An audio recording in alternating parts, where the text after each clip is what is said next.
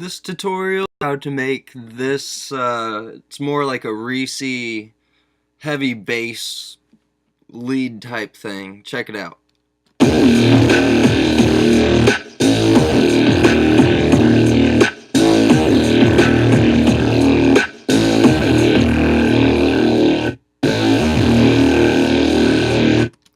Alright.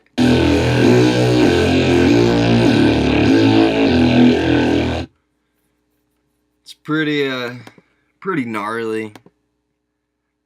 And it's again, like most of my sounds, pretty simple to make. Square saw 1 in both oscillators, 1 and 2, and then chrome in oscillator 3. Alright, oscillator 1, detune it to minus 24.20. Alright, that 0.20 is very important. Very, very important. Alright, oscillator 2, bring it down to 23.80. That's extremely important, the 0.80. Alright, and then chrome, you can just bring it down 1 octave to minus 12.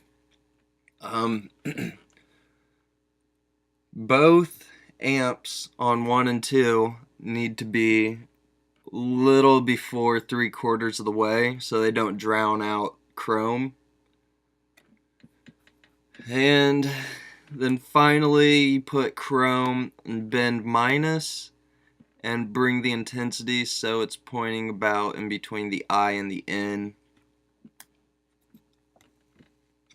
Modulation, put your phase on your third oscillator, keep it 50-50. It should automatically be there, but if it's not, bring it just halfway. Bring the pitch of it down 2 octaves to minus 24, and then assign all of your oscillators up to filter 1. Alright, filter 1 is a band reject. Bring the cutoff a little past 3/4 of the way, and your bandwidth all the way down. Put your resonance a little bit past halfway, so it's pointing at the A in resonance. And then bring this up to series. Go down to your second mix, turn on the daft filter, bring the cutoff all the way up and the resonance down a little bit, so it's pointing a little bit before the R in resonance. Okay? Now for inserts, on insert 1 we want the hard clipper a little bit past halfway, just barely, and then we want the drive a little bit before 3/4. Then on insert 2 we want a parabolic shaper, dry wet a little past 3/4, almost all the way, and then drive we want all the way up. FX, we want the Bronner tube, put the dry wet a little tiny bit past halfway, and pull the drive in between 3/4 and halfway. FX2, we want the dimension expander, leave the dry wet where it is at 50, and then bring the size down, I'd say about 4 or 5 ticks to being all the way down. EQ, we want the high shelf pulled down so it's pointing at the I in high. Then we want frequency pulled all the way down. We want the boost down so it's a little bit before the B in boost, and we want the low shelf up so it's pointing at the beginning of the H in shelf. Alright, now you want an LFO. I don't know why mine's on 6. I was probably doing something with 5, but it doesn't matter. Just as long as you get an LFO. Put the ratio however you want. I keep mine at halfway, and I bring the X fade curve all the way up to a sine Alright, and then just keep it like it is. Again, we want the top one. The amp all the way up, sync it, and position.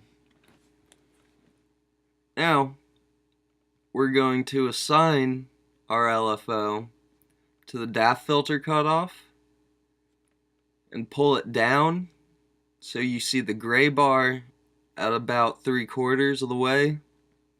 Assign it to your band reject.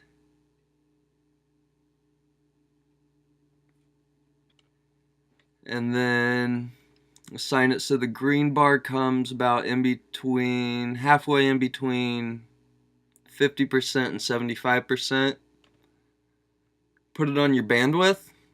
Get the gray bar so it's a little bit below 1/4. And then, that's why I had the 5th LFO. Put your 5th LFO, which is a ratio of 1:1, positioned, synced, and it's set to restart every time you hit the key. Put it on the intensity of your chrome oscillator and pull it so it matches that. Alright, and then you can mess around with whatever shapes you want. I picked the triangle and then I pulled it over so it's in the middle. You could do it however you want, whatever sounds good, like always. Then I took a macro control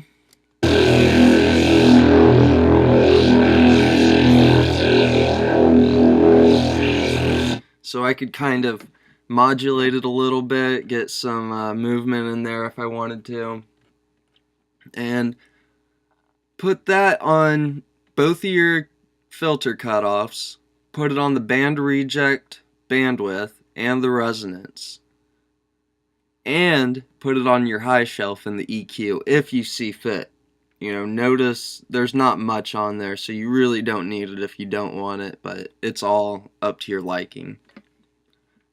Alright, I bring the macro on the DAF filter a bit before 3/4 of the way.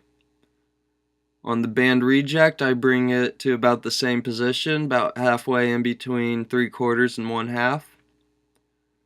On the bandwidth, I brought it right before halfway, and then on the resonance, I just pulled it down a tiny bit. Voicing, you want it on monophone. Set it to always trigger. 2 voices you want. And then get the pitch cutoff on and bring it just like that so there's a little gap in between the slider and the first white bar. You don't want to see anything in between though, but gray.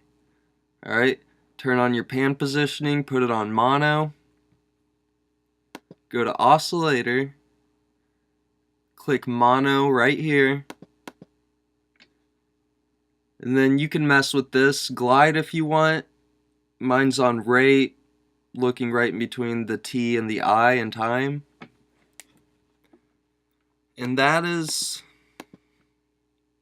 essentially how you get that sound. It's pretty simple to make. It's pretty nasty.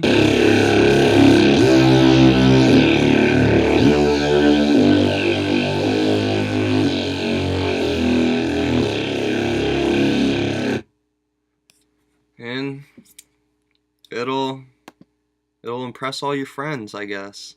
So, thanks for watching.